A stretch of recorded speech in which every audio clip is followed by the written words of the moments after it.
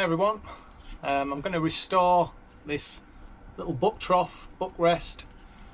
I made it when I was 13 years old and it's my mother's birthday this Sunday, and she said that she's after a book trough or a book rest. I said I think I've got one of those in my workshop, and I said I think I actually made it. She said, oh, I'd love it.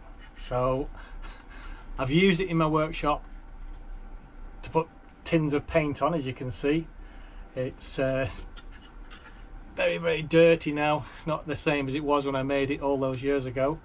So I'm going to restore this and I'm going to give it on Sunday for her birthday. Hope you enjoy.